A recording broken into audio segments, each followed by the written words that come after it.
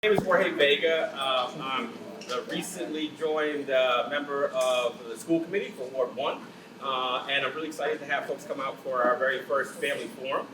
This evening, I'm joined by community mentor William Wells, who many of you know, and Principal McCaskill from Brockton High School. I just wanted to take a moment for each of us to be able to give you a brief introduction of who we are, and then we'll walk through the evening and we'll start the discussion. Hello, I'm William Wells.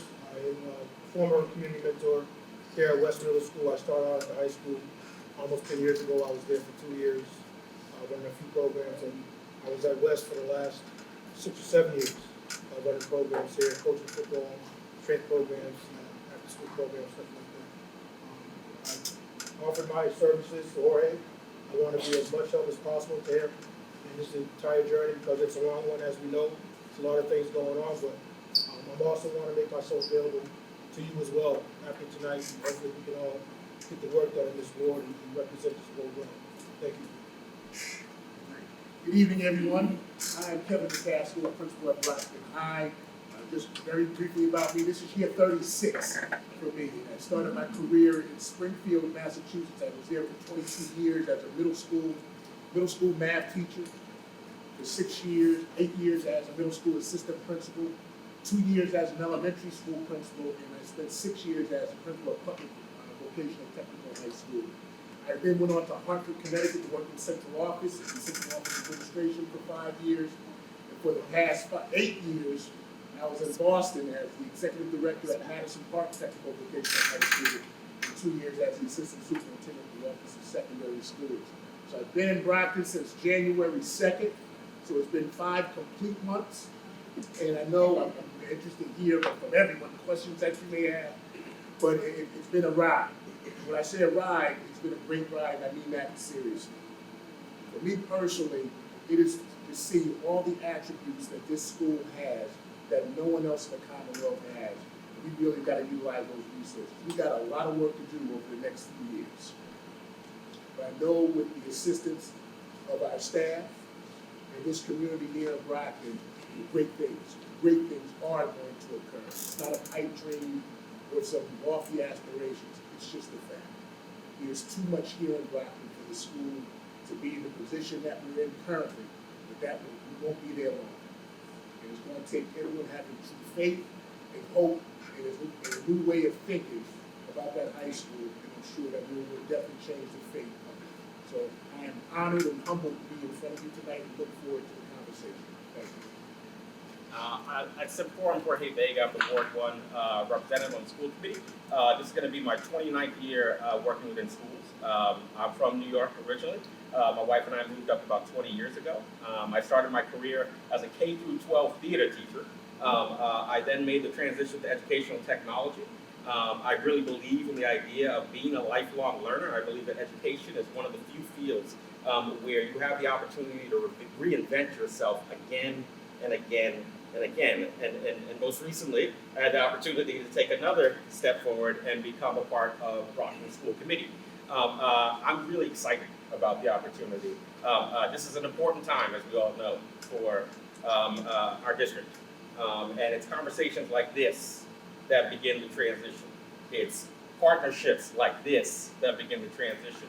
It's leadership like this that begins the transition. So I'm really excited this evening for us to have the opportunity to start a discussion. So the format that we're going to use is we're going to start off with William and Principal McCaskill just talking through some things. Now, as many of you know, William has been a community mentor here in Brockton for some time.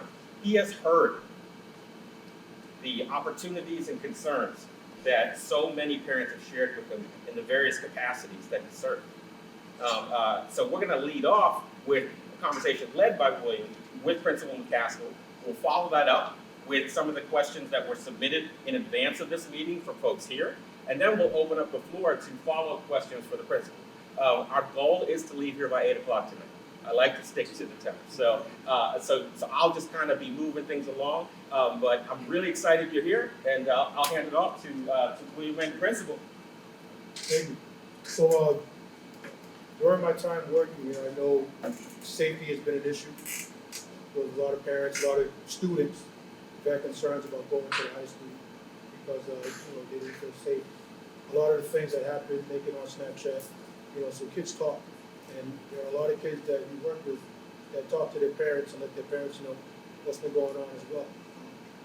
So to ask Mr. Principal McCaskill is, what are some of the ways that you're planning on, or what you're doing or implementing, or what you're going to implement to answer those security issues, people coming into the building, fights, teachers feeling safe, students feeling safe, etc. And second part, also, if you like, what is your vision for mentoring? I know last night's meeting they talked about mentoring. A lot of people don't really know about the community mentor program. Currently, there's only 3 people. We had almost 20 before. And so I'd like to know your vision for mentoring at the high school and on how you see it and what your plan is for making sure it's implemented and that it works for the students. Thank you. Well, Patrick, the first part, safety and security is on everyone's mind. Obviously, coming into the position on January 2nd, you heard every story under the sun, you saw it in real life, in real time. But what you don't see in real time is when you walk through the building. And so, do I think was fighting occurring? Yes, it was. But was it at the rate that it was portrayed around every corner? He was woe and despair and trouble. That wasn't the case. Fights are occurring. But were they one random acts? No, we're usually 2 combatants who had a beef with each other, going after each other. But when you read in the paper, it gave the appearance, even on TV, it gave the appearance that this was random, where students were just walking through a hallway and would be attacked and jumped. That wasn't the case. What we needed to do was a better job of getting to the root causes of those situations with those students. If discipline needed to happen, discipline needed to be served, which it was. One of the things coming in, we had to be much more visible in the hallways and outside of the perimeter. And I believe that's what we have done. If you've been watching the school committee meetings, school police has indicated that you have seen a decrease in the amount of issues that have happened when it comes to school violence. And a lot of it is just vigilance of being present, utilizing the code of conduct with integrity, opening up other means, contacting parents on a much greater scale, utilizing the resources at hand to combat these issues. Because when we taking its all toll, we're talking roughly 250 students out of 3,800. A fight occurs, 3,000 students don't even know a fight exists until they see it on video.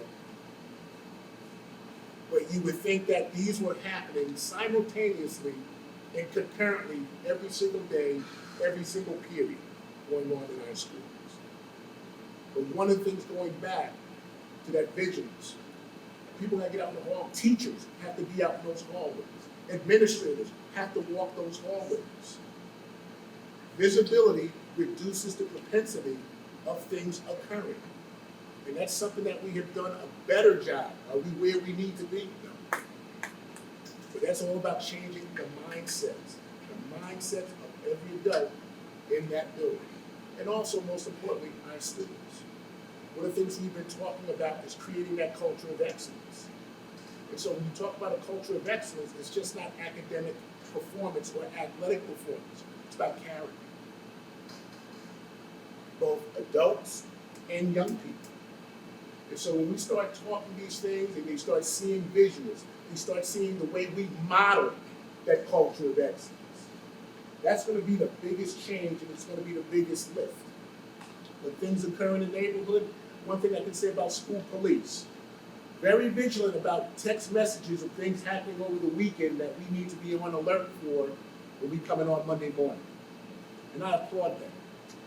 Didn't always happen in Springfield like that. Didn't happen. I know it didn't happen in Hartford.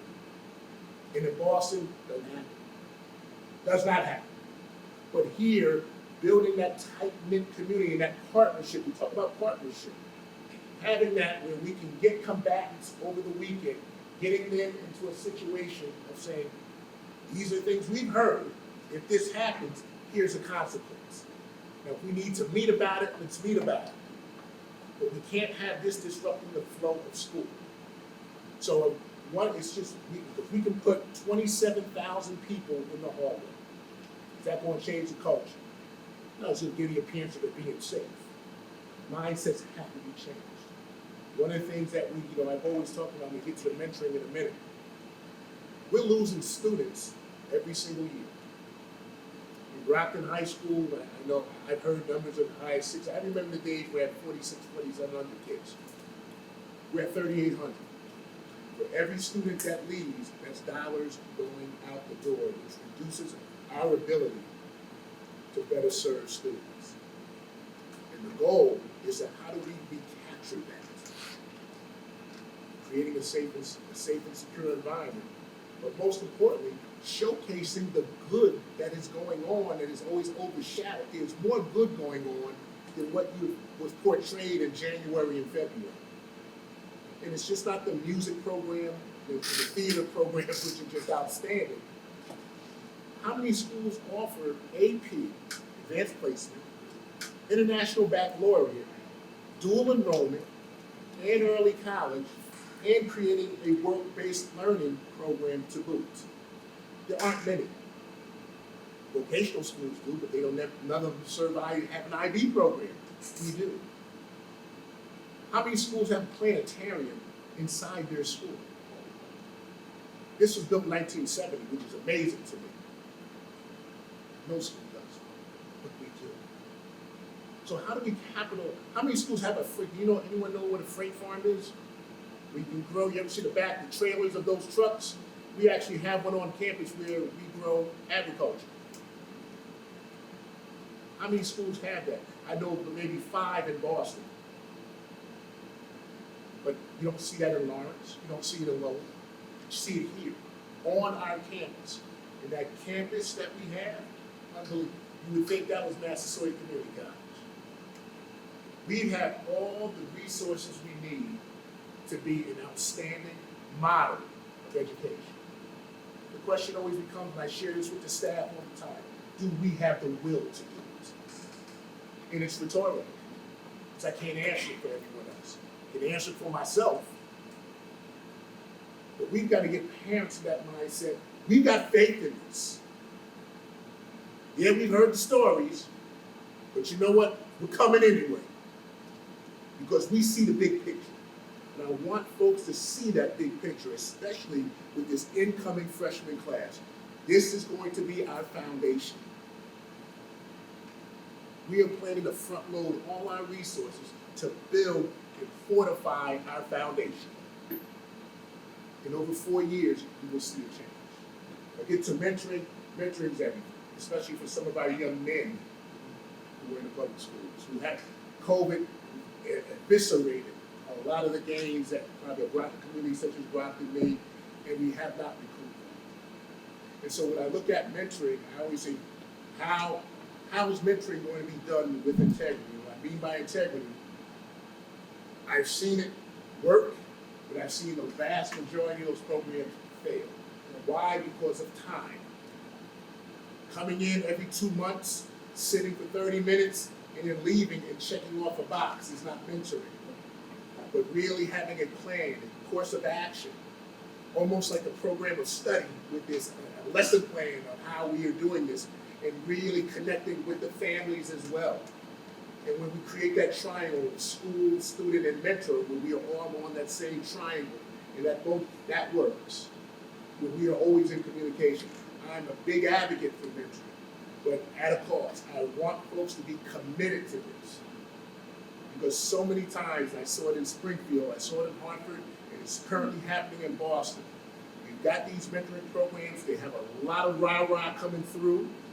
In September, when we hit Thanksgiving, we see nothing. And so now we leave these students out in the lurch. And that creates more difficulty for us as schools.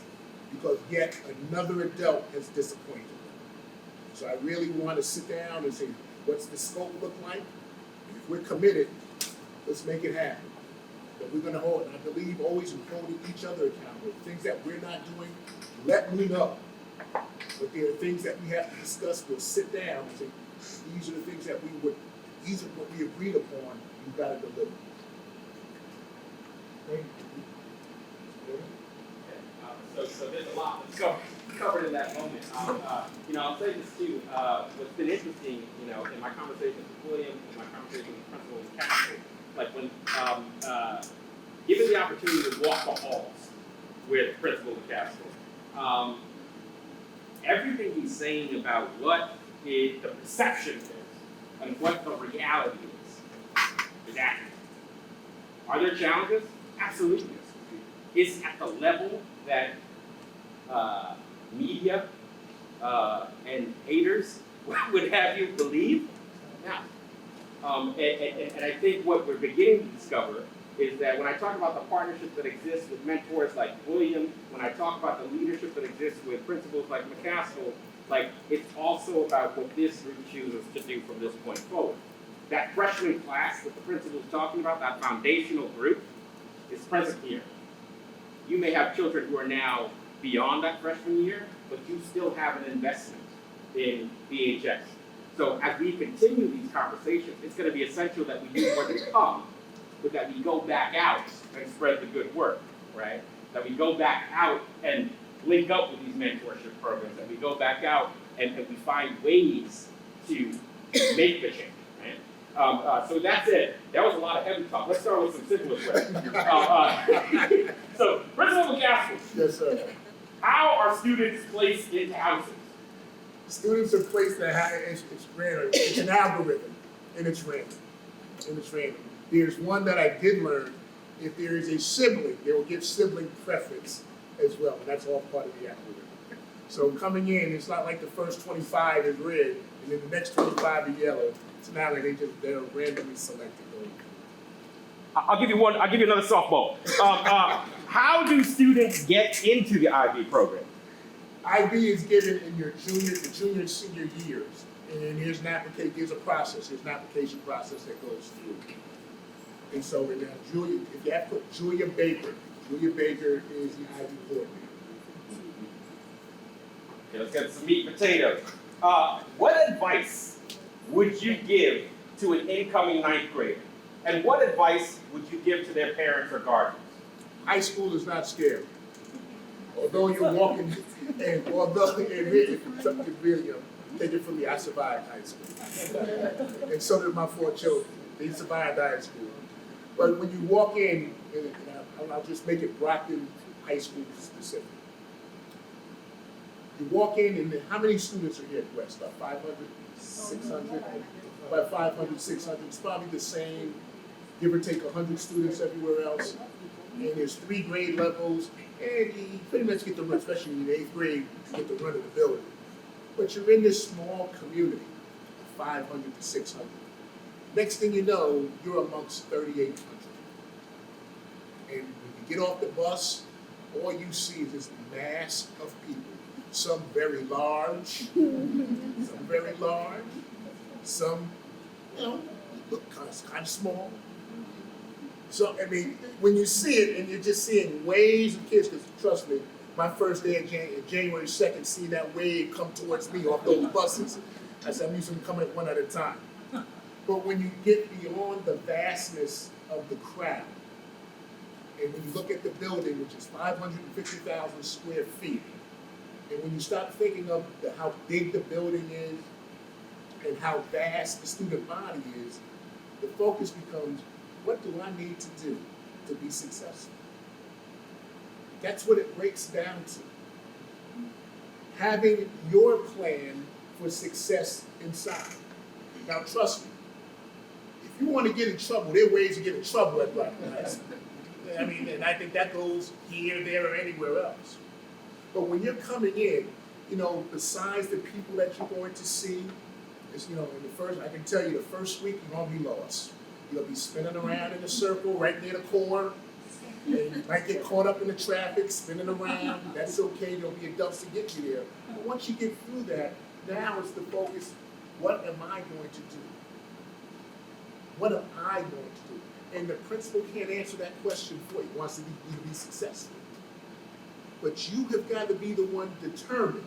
I've got 4 years in this building.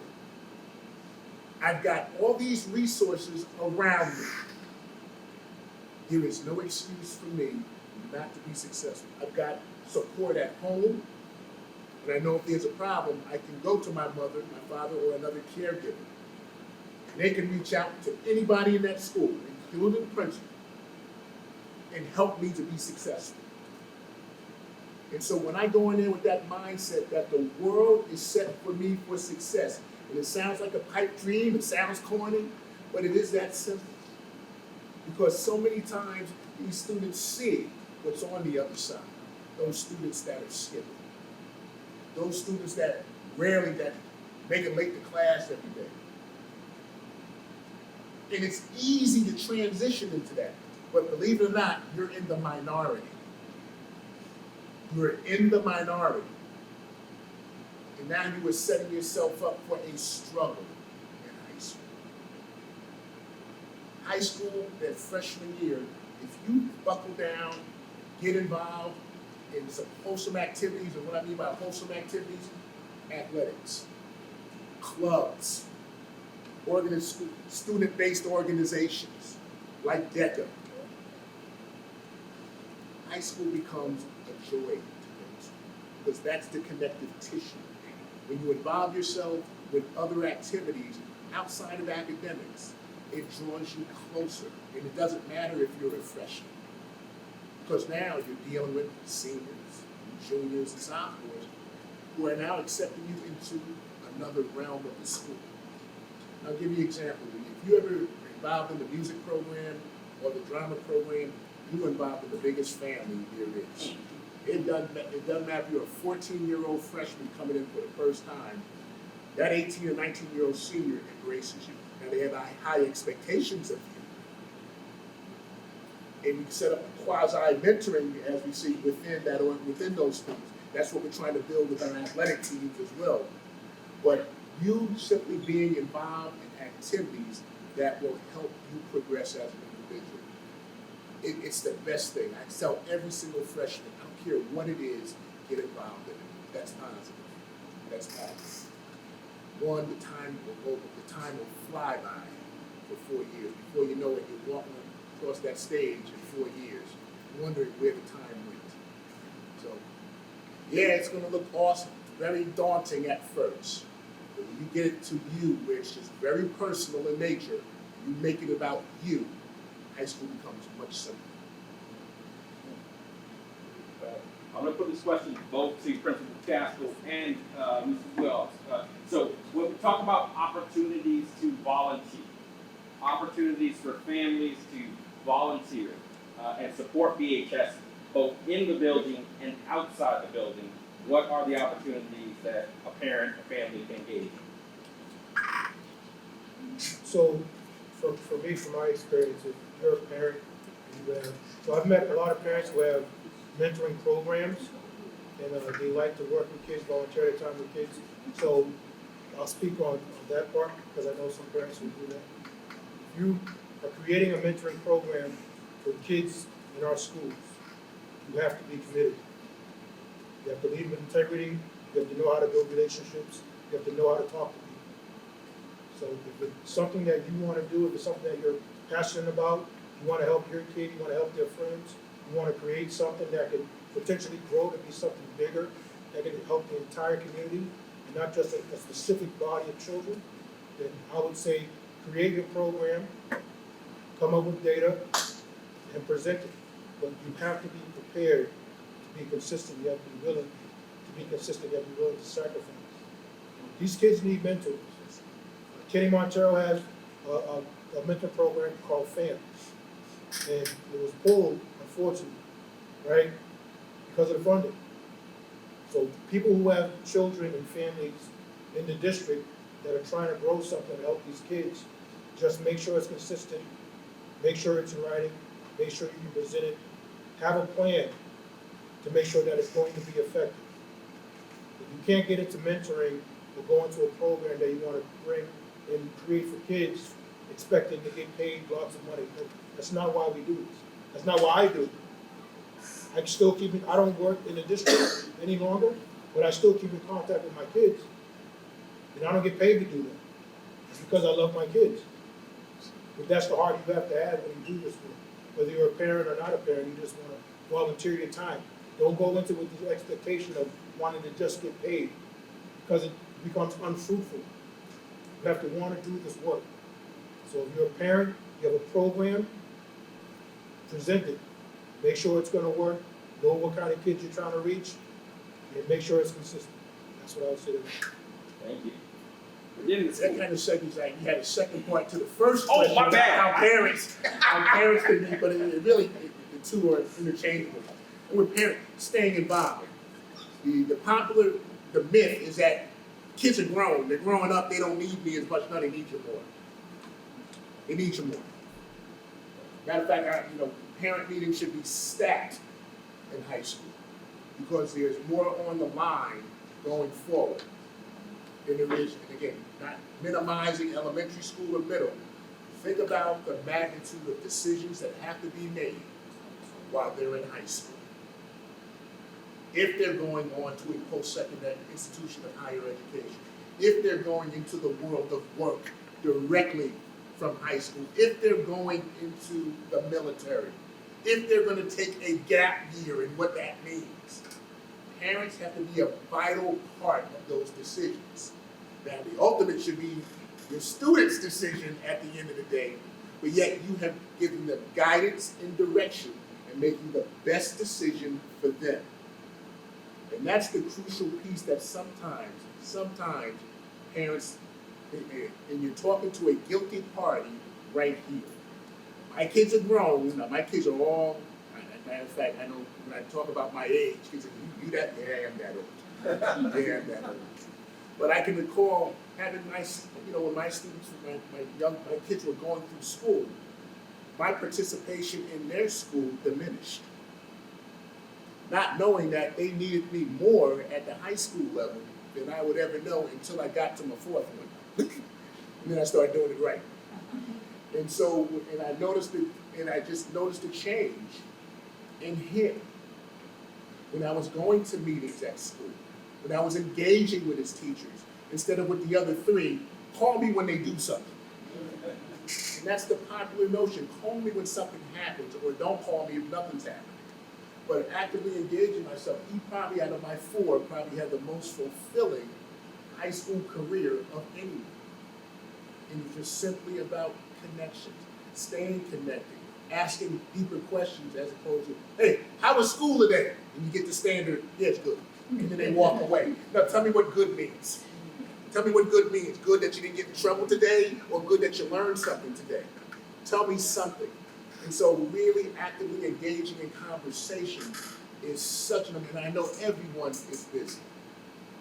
Some parents are working 2, 3 jobs at a time, but when you take those little extra moments and don't accept that first answer of good, today was a good day, no, why was it good? What did you learn today? Why is your notebook still here and your laptop is still here and you just got home? Ask questions.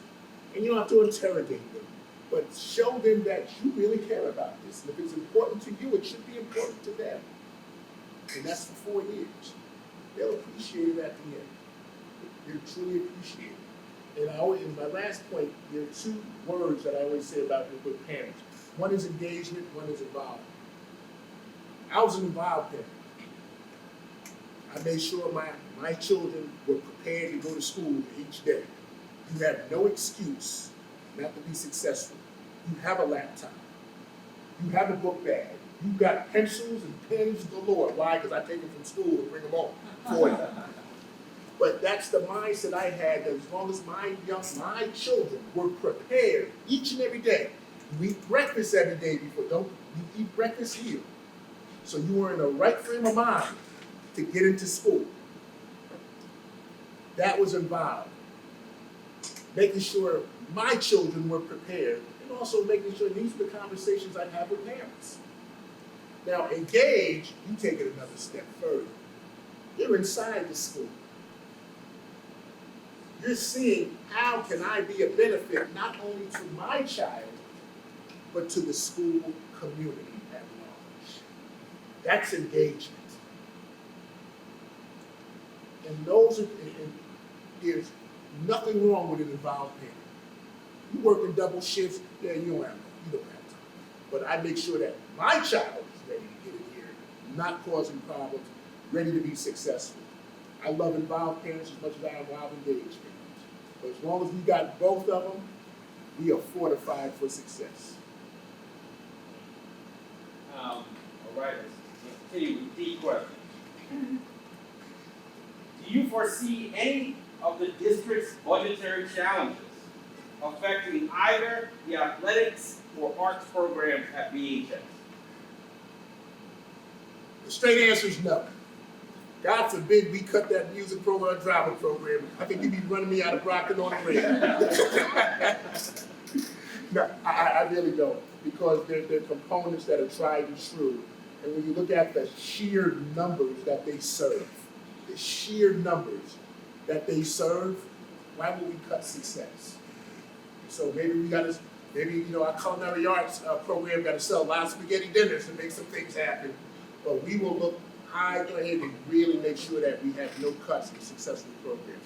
Athletics, same way we're here. When you look at the number of student athletes that we have, and I think, again, we look at Brockton, especially Brockton 20, 30 years ago, you wouldn't even utter cutting anything, and not that I would either. There's one thing besides food, I love athletics as much too. And so I do not foresee any barrier in cutting either program. I think this next question also connects to some recent topics that have been happening around the district and within the school committee. The question is, what sort of work does the district's EDI office do at BHS? EDI, for those who don't know, is equity, diversity, and inclusion. Well, being here fine, I'm kind of a short timer. So when I was asked about EDI, I said, well, I knew they would sit in on some of our interviews if we were interviewing for positions at the school. And it's great to have someone sitting in and making sure that it is an equitable process. It doesn't show preference, it's just making sure we have a fair process going forward. And then before you know it, it doesn't exist anymore. And so I don't know what it is, the background, but I think I've just had such a short period of time. They were just great in that capacity in which we utilize. I think it's a fair and honest answer. You arrived at a very interesting time. I think there's been a lot of questions that have come up around EDI. And again, I'll say this, Principal McCaskill, myself, William Wells are only part of the question asking group. We're only part of the forward movement. You heard the principal say out loud, he sees the value. And maybe it disappears shortly after. It is on the citizens of Brockton to ask more questions. Absolutely. Which are the things that we want. We think that will support our children and support the leadership that's trying to support our children. Yes. Since we're talking about the EDI, EDI office also was responsible for creating diversity in the district. If you look around, you'll see Kindness Matters, and it has all the different colors, textiles on there. They're responsible for that as well. They also established equity councils at each one of the middle schools. So they have that's there. I only know that because I sat on that council. So it was very progressive. There were a lot of plans, 3-year, 5-year plans that they were hoping to have, and unfortunate because of the situation, they're no longer in existence. But they did make an impact with the elementary schools, the middle schools, and it had a sense of the inclusion part of it is the banners and the slogan saying we belong, to let every child know that they have a right to have an equitable education, that we are a diverse community, and that they belong here and we include them in the city of Brockton and Brockton Public Schools. Is that fair? That is very fair. So, That's a parent's voice there, that's a member of the community there, that's a voice that can be exponentially grown. so I can speak to that. So I was a co-advisor here last year for the Student Equity Council. It's currently in, I believe, 2 middle schools. We had 20 kids join our council last year. It's really popular. So last year, I think it was we did last year. as I was involved in. So last year, we ran a anti-bullying campaign for a whole week. So our kids got together, they created PowerPoints, created posters, activities, and we did everything for the entire week for our anti-bullying campaign. So that's one of the highlights that they created for a lot of these kids in a couple of the middle schools here in Brockton. That a few of our kids, and maybe even some of your kids, were part of or showing interest in this year. I know Angel Cosme runs it this year. So if you have a kid who's interested, you can always speak to Angel Cosme about that. I wanna say something, Yes. to the fact that the EDI office supported staff. So I was privileged enough to be, Renee always had Wednesday kind of community meetings that different people could go to. And a lot of the staff that were in, so the last meeting that she was part of, because there's no more EDI office, it was really good to hear a lot of staff members, like EPS staff members, actually talking about the benefit of that office to them. I think like as a parent, I just always came from it as a point of like for the students and for diversity. But it seemed like it actually gave space for people to come, ask questions, whatever thing that they were dealing with. Like there was just like a lot more to it that we didn't get to experience, just like everything else. So when we have to go, Another not easy question. Can I, before, I just Yeah, want to, yeah. the EDI office is just being but restructured. it's only one position that's It's nothing set in stone. And when it comes to restructuring, it's the management of the school district that does that. But this is a different form, but the EDI office is not going away. And I'll stand confident in saying that. And to your It's point, just being restructured. yeah, and to your point, we vote. We make decisions. exactly. You know,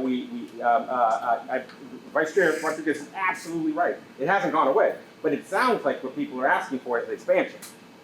And if that's what people want, then that's what people need to make sure is brought up to vote. What we do is vote on matters that come to the surface and are clearly have an energy behind them, and have a direction behind them. So can't stress that enough. Like if there's something this body wants to see, then this body needs to speak. But more importantly, this body needs to act. Okay? And there's a couple of pieces to it, but this isn't school committee meeting. The floor is Principal McCaskill, so I'm going to bounce it back with one more question. The question is, can a freshman make it onto varsity teams? Or are those sports reserved only for upperclassmen? If you are good enough to play on a varsity, well, I welcome you because then I got you for 4 years on a varsity level. We building a powerhouse somewhere, by all means. Does anyone know the #1 player in the junior class of basketball in the high school player in the country is from Brockton? Oh, yes, yes. Yeah.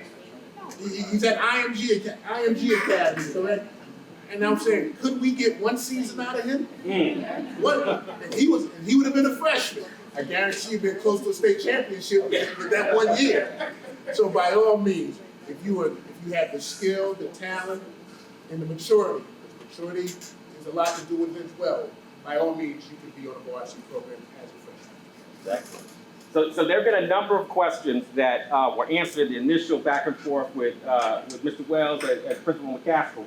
We're going to take 10 minutes now, and if there are questions that this group has, this is an opportunity. And when I say opportunity, I really mean it. I mean, this is an opportunity to talk to a school leader who, as he said, just started in January, but has a clear vision for what he wants to see happen over the next 4 years with your children. So this is an opportunity to ask the question. If anybody wants to lead us off. And I'm going to ask you to stand and speak loud and clear because I couldn't set up AV today, and I work in technology. Yes, sir. If you're able to, can you describe what the first day of school would look like for 9th graders next year, and if that would be different from returning 10th, 11th, or 12th grade students? It'll be much different than it was in September of this year. I can guarantee that. Your freshmen will really, because one, before they even step up, there's going to be a freshman orientation in August. And so that's going to be roughly about a 4-day, and I don't know, everyone will get the particulars if your child is coming to there. But it's probably from about 9 to about 1 o'clock, 4-day orientation with a number of activities, but really to get themselves acclimated. We look to get them their schedules at that point. But getting back to that first day, all freshmen are going to report to the auditorium, and they get to hear the loudmouth principal talk about expectations, about going forward. And at that point, they will be led, they'll have their schedules. Now again, we know they do not know the building. We know that off the top. So we look to have our senior National Honor Society for the first couple of days be in a position to offer guidance and support. And you'll recognize them. They'll have a little National Honor Society pin. If you see them, ask them, where is B105? And if they direct you to the wrong place, tell Ms. McCaskill, I'll have them in my office immediately. But we really want that to be in that week, not just for our freshmen, but we are looking at a restart and a reboot of our entire school. This current freshman class never got an orientation, nor did they have a first day activities. So we will be rebooting probably our freshman and sophomore classes. Junior and seniors will get in, but they'll start that rotation that first day, but it'll be highly controlled the first 3 days of school. Any other questions? Yes, sir. Yeah, the question would be about just controlling the perception of Brockton High and the communication aspects. What's really changed for the upcoming year in order to have a better thought of Brockton and all the good stuff? Well, Jordan Maybloom is the new communications director, and he has done a fantastic job of really getting the positive things out. Granted, there's a lot more than he's saying and getting out there. One, to start with us, we got to improve our website. Yes. We have got, when you look at other schools, and it doesn't matter if it's an urban school, suburban, or rural, they have better websites. Because a lot of that good parents get information off that website. And when you have a website that you can't navigate, you don't even know who the principal is because you can't find his name on the website, and then you don't have links to programs or links to direct contacts, it's problematic. So those are instant ways to really improve communication, utilizing the school messenger system, I think more appropriately and intentionally as well. I'll give you an example of how I know it works. We just had graduation this past Saturday, which is tremendous graduation ceremony. I had a graduate. You get to yell that out. Mom said, I know she did, I know. But one of the things that I've heard in the past, in past graduations, students were always coming late, running onto the field, and again, taking away from the ceremony, where they became the focal point as opposed to the ceremony. So in past practice, I brought up, and at first, people ready to chop my head off with me. I says, we have to create what we call the bullpen. And when the bullpen is set up on the side, after a certain time, no one comes in. They have to sit there, and they get their diploma afterwards. I said, this is a dignified ceremony. It's being videotaped. And to have hundreds of running back and forth, that's not what we're about. And I says, I guarantee you'll see a change. And let me tell you, putting it out there, we're not here to embarrass me. I said, no, we're not. But we have to do something about people being on time, primarily our students, because you will miss out on opportunity. So lo and behold, we send out a school messenger literally every day for 2 weeks. Sure did. We had, sure did. And I think it was very clear. Very clear. Do you realize now, I pulled in, I think about 7:30 on Saturday. There were students walking around campus in their caps and hats with their gowns on. We had 3 students. 3 out of that entire graduating class. And, I said, well, what? I said, no, I think it's the lesson. that we're teaching them. That you have to be on time for things. This today is about you. You're not going to ruin you by being late. And so just little things like that with communication, it goes a long way.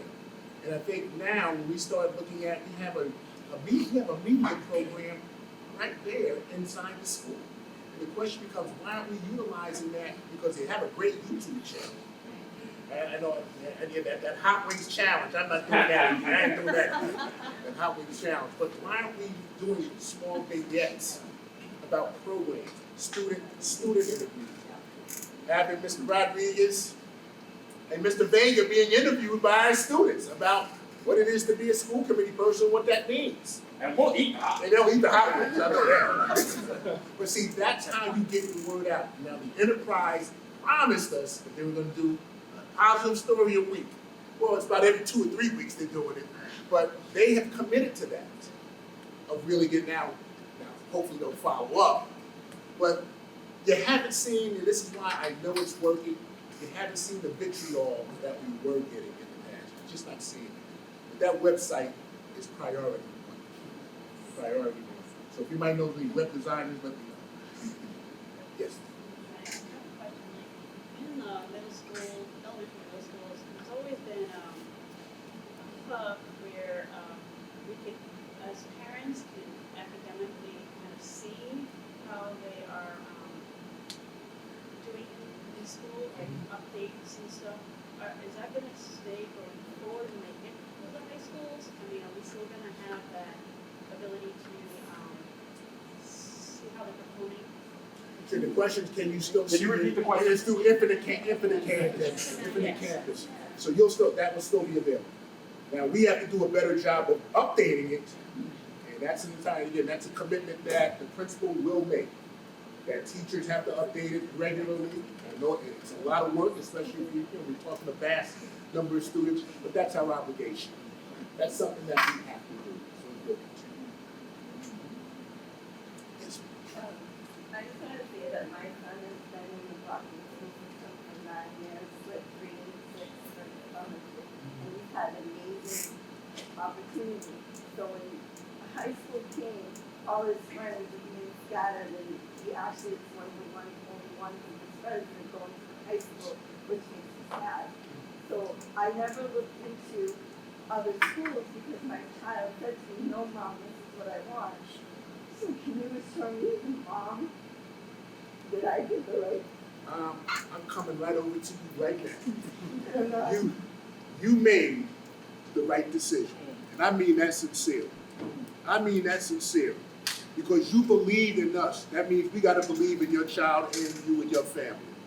So when you made a commitment to us, we're gonna make that same commitment right back to you. You made a quality choice.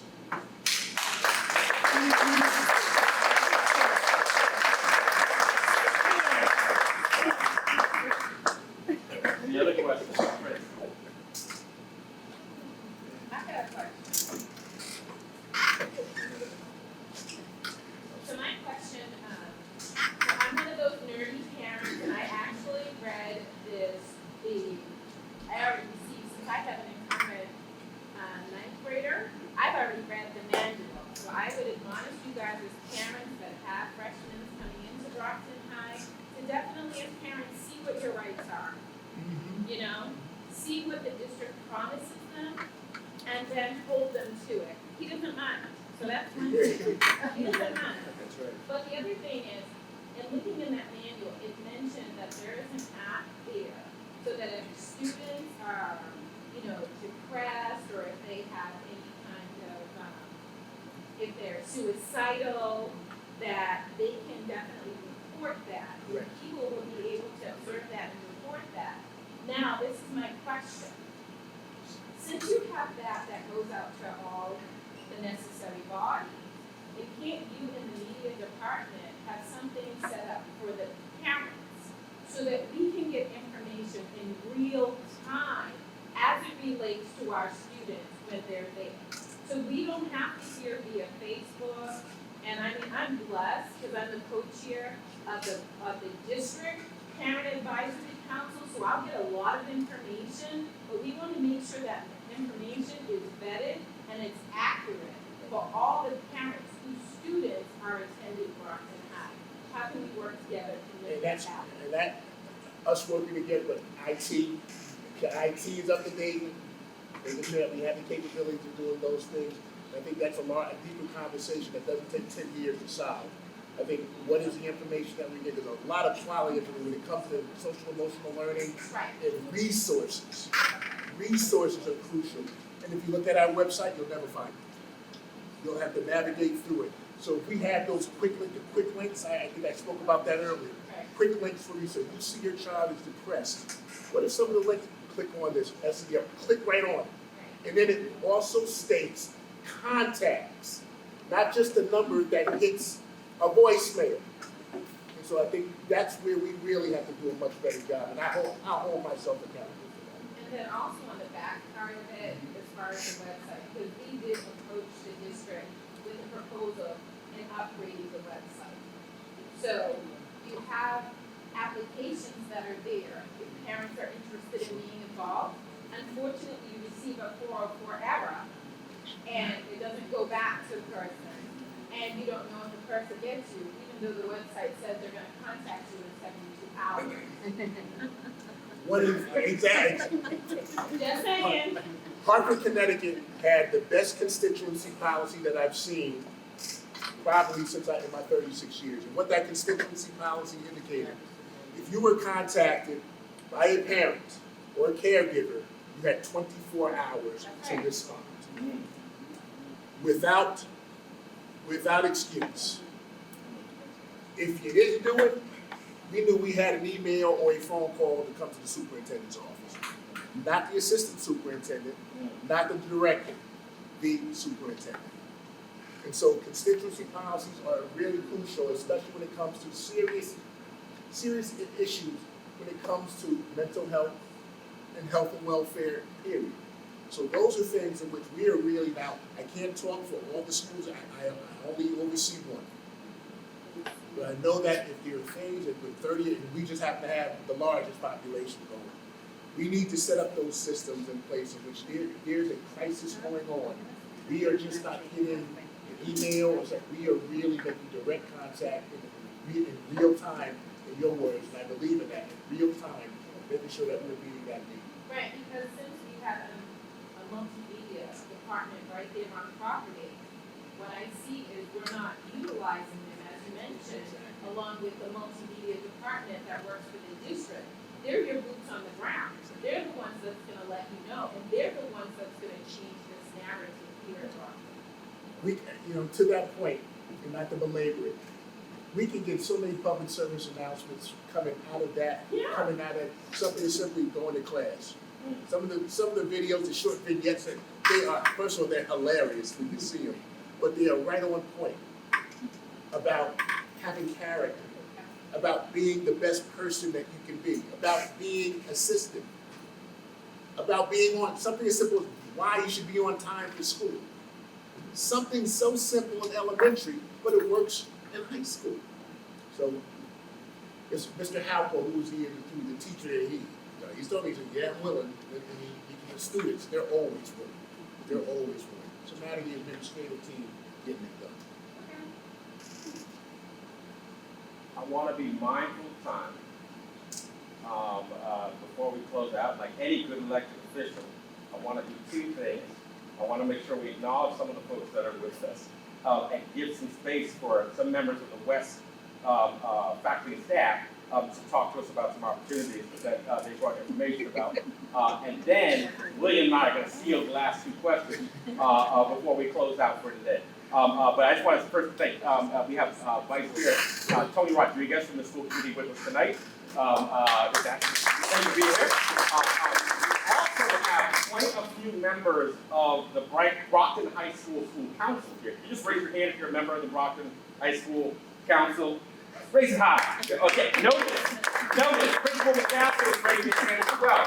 If you're not familiar with what this organization is, the school council, this is different than a PTA. This is a policy partnership council.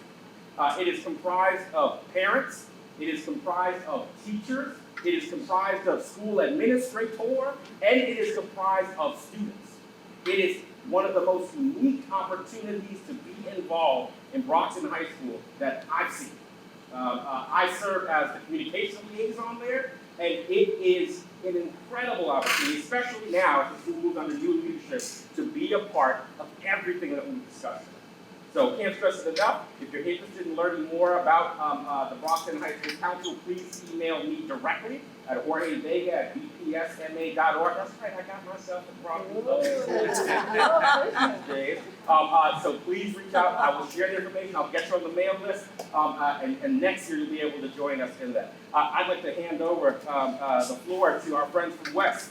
So I'm actually not from West anymore, but I had several of I recognized some of the parents, and I did have your students when I was a teacher here at West. Now I'm the coordinator of math and science for all the middle schools, and I will tell you, I've been involved in several walkthroughs throughout the high school. If your kid is in class doing what they're supposed to be doing, they're getting a phenomenal education. So the onus is on them to do that and make those right decisions, and the things that I see going on, the growth that's happening in math and science is powerful. So feel okay about that. You made the right decision. So to that end, this summer we are having, Desi has an accelerated math program and math and science program. It happens to be running here at West for 2 weeks. It's going to be really powerful. We have 23 teachers. Classes are going to be 10 to 12 kids. The high school science teachers are doing the science component.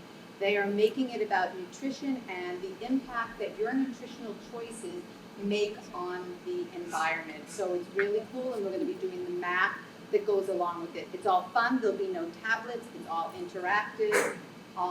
So I encourage you to sign up for kids. We also have the Humanities STEM Camp.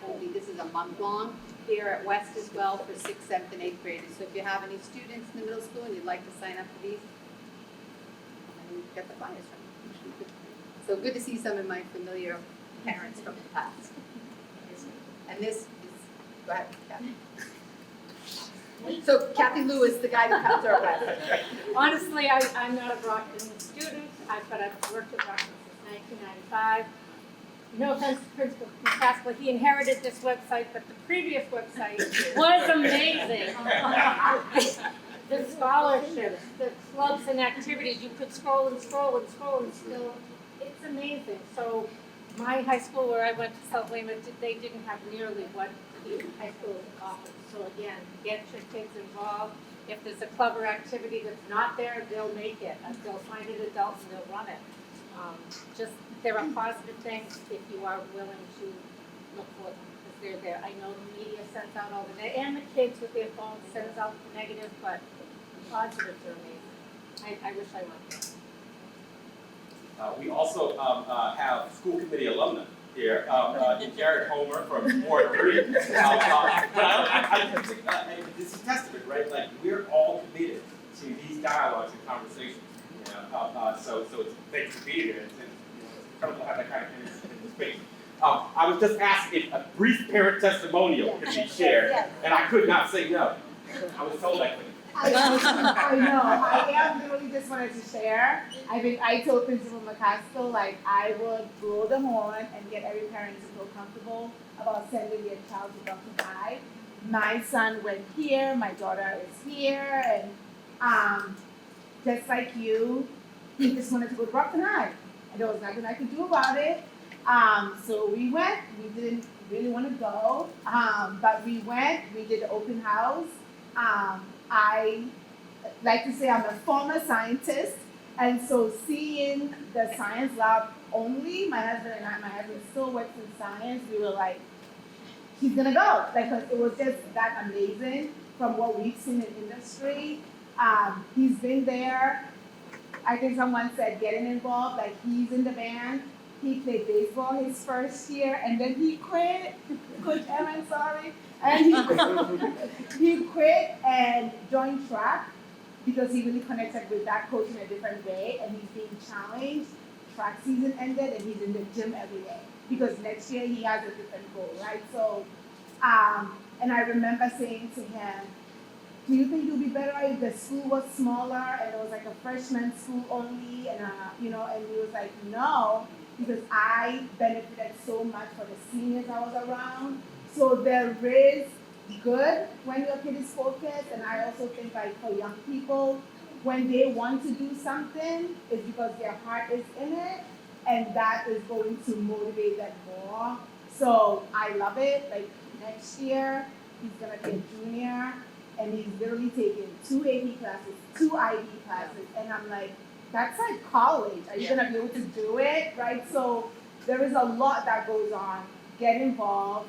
Karen is like my co-parent. We do everything in the West Pack, and we moved on to the high school, and we're equally involved over there. If you get involved and you get to know people, sometimes it's hard to get people to email you back, but as parents, you gotta like keep on it, and they will get back to you and you get all your answers. So I just wanted to say I was in your position once. I was terrified because it was a humongous school, but my kid has been there and he's doing well. I don't want to say there are no fights, but I know he's never seen one, right? But there are, you know, because it's such a big school and there are different spaces. But you just got to be on your child, and if they get involved, you'll be great.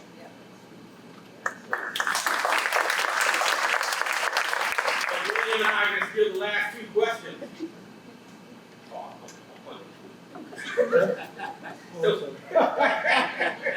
Well, first, I just want to thank everybody for showing up. I think it's important that these forms are made available, and we get as many people in our ward as possible, and that's across the district. So the next time we have one, please spread the word. I know there was I know Southeastern had the graduation. People weren't, I get it, but your voices are important, and you need to be heard, which is why we're doing this. So I just want to thank everybody for showing up. My last name for Mr. McCaskill, Principal McCaskill.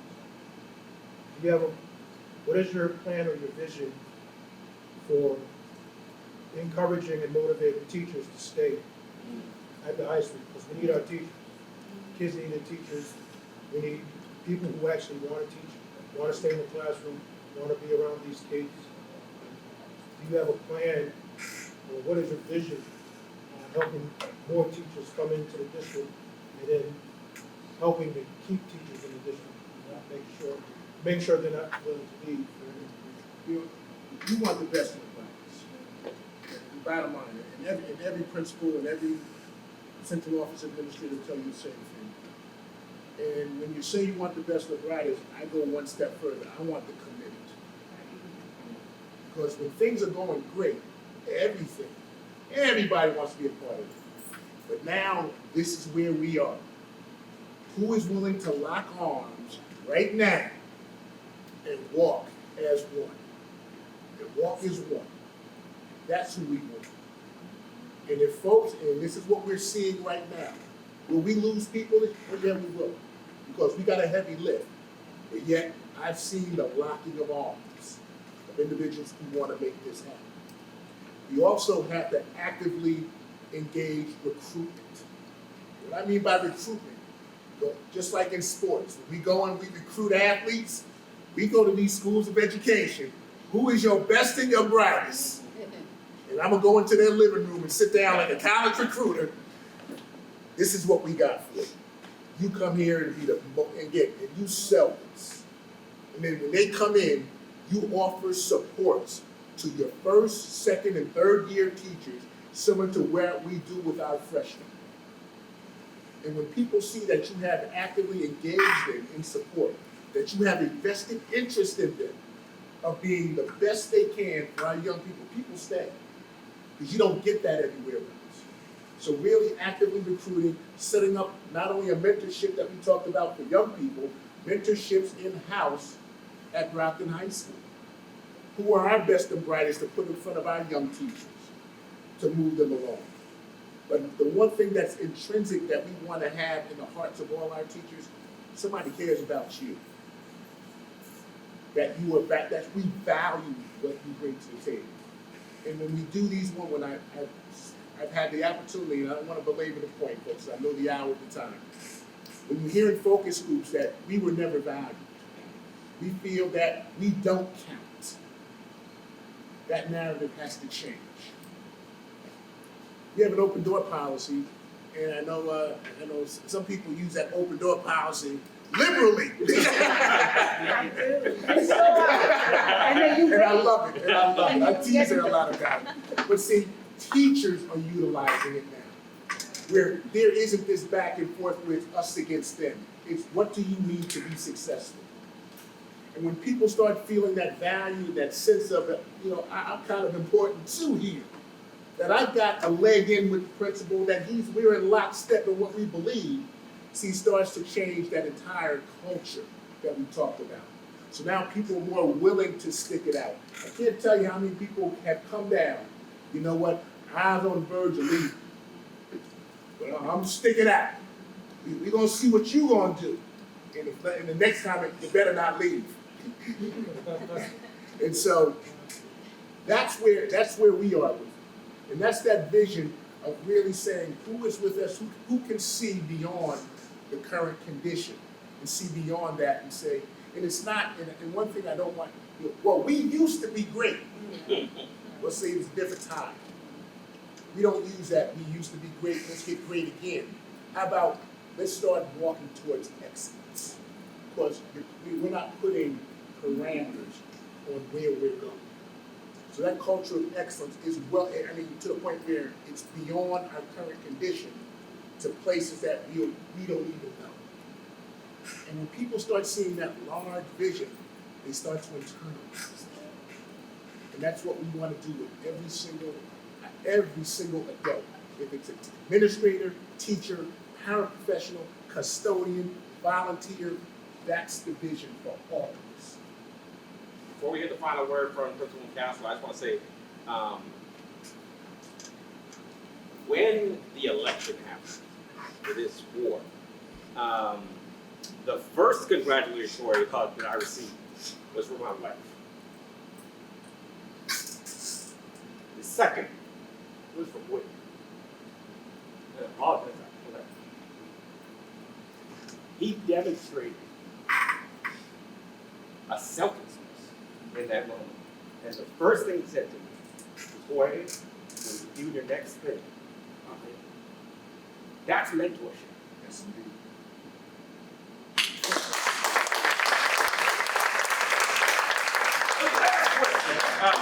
You mentioned, Jared asked about the first day of school for a ninth grader.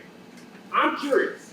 You told me and us that you're going to invest in the next 4 years, that foundational class. You talked about the first day. What will the last day of school look like? Waving those buses? Like, what was that child that's been there for 4 years? How will they be different? How will they walk out of that school into the world? So we're going 4 years from now. 4 years from now. 4 years from now, first of all, we're at graduation. And Right time. hopefully it's a great weather. It's not the mist and rain and cold that we had last year. But what I really envision is this. It's going to be an emotional day. It's always an emotional day. So it's a special group. Because this is a group that heard what we said today. You heard what was said today, and memory can go back. And as parents, they're going to say, you know what, at West Middle, here in a June day, we recall him saying this. And you're going to notice that students are walking a little bit high, with a little bit more focus, shoulders up, with a determined look on their face that not only did I do it, but boy, the world is waiting for me. I'm prepared. Whatever comes my way, I'm prepared. Obstacles may occur, but I'm either going through it, over it, or around it. That's a mentality that we are going to create in our school. In our school. That there will never be something that they cannot ever accomplish. And sometimes, no is simply temporary. If someone tells you no, move them to the side and get to your yes. That they are just determined individuals to be the most successful individuals, but always being the best versions of themselves. And on that day, that last day, you're gonna see a blubbering principal just crying his eyes out, seeing that this is what happens when the community comes together. So thank you very much. Thank you very much. Thank you. Like I said, next time we'll be better about having a slide up with contact information. But in the meantime, like I said, you can get a hold of me via email at jorgevega@bpsma.org. What's the email address I can get a hold of you at, Will? WellsBigSteel@gmail.com. WellsBigSteel@gmail.com. We're both on Facebook. We're easy to find. Please reach out, and we will do our next family forum in September, kick off the new year, and we look forward to seeing you then. Thank you, everybody, for coming.